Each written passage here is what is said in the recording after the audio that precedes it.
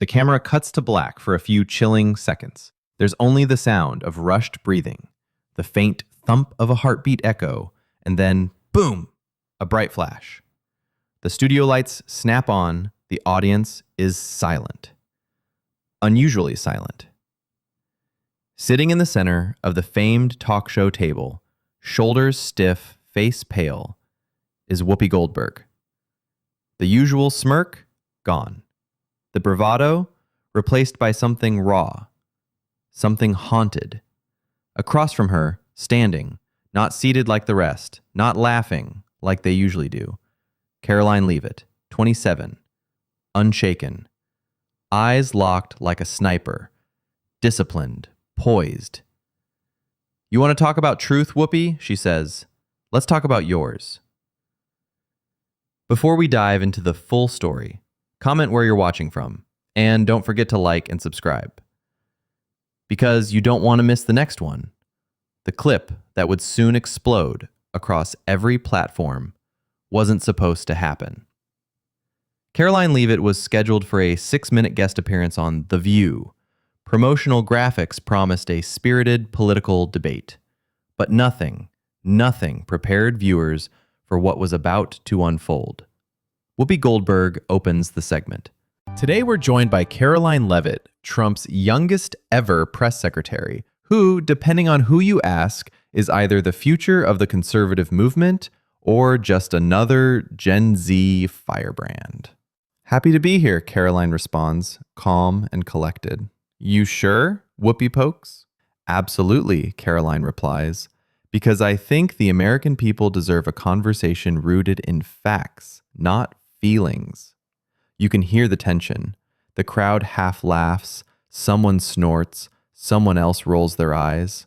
Karoline leans in. "You want feelings? Let's talk about betrayal." Whoopi blinks. "Excuse me?" Karoline opens a folder. "You sat on this show for years pretending to be the moral compass of daytime TV. But in 2004, you weren't on ABC. You were at a private fundraiser for a Democratic candidate. Closed door, no press, no oversight." The audience murmurs. Karoline continues. "In that room, Whoopi, you made a speech, and we finally obtained the transcript." She reads it aloud. "You said, and I quote, 'Americans aren't ready for the truth. They need their illusions.' You mocked religious voters, called working-class conservatives a scared little flock clinging to guns and fairy tales. And then you laughed." Gasps. Joy tries to interrupt. Karoline raises her hand. "I am not done." She activates a screen. A grainy video appears. The studio implodes. Whoopi buries her face. "I didn't mean..." Karoline stays cool. "You meant every word. And now millions are hearing it for the first time." Shouts, whispers, tension you could slice. "You want to deny it, Whoopi? We have the clip. We have the receipts." She plays the tape. Young Whoopi, smug and laughing, makes flippant remarks. Then, Karoline drops another. "You defended Roman Polanski. You said, and I quote, 'It wasn't rape. And when Mel Gibson's tapes leaked, you said he was a friend, that he was trying to heal.' I was trying to show compassion," Whoopi cracks. "People change. People deserve a chance to come back." Karoline doesn't flinch. "So when a conservative says the same thing about Trump or Kavanaugh or Rittenhouse, you call them bigots. You call them monsters.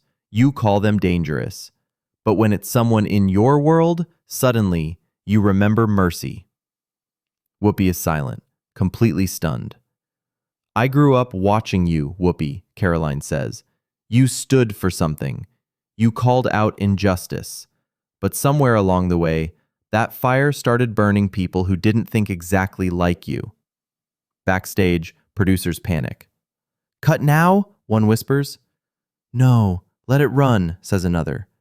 There's no delay, no safety net. And Karoline knew it. She wasn't just confronting. She was unraveling.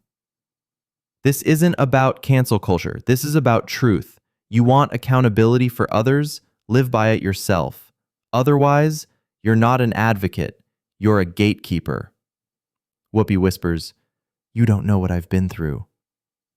"Maybe I don't," Karoline replies, "but pain doesn't excuse hypocrisy. And if we want healing in this country, it has to start with honesty, even when it hurts."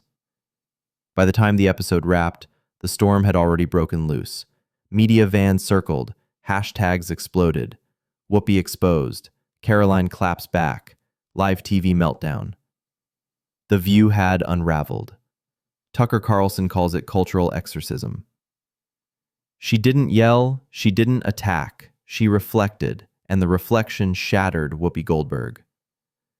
Karoline appears later at CPAC.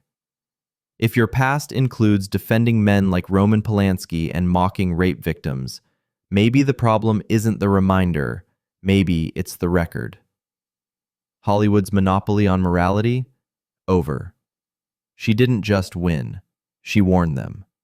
Hollywood doesn't own the conversation anymore. See you next time.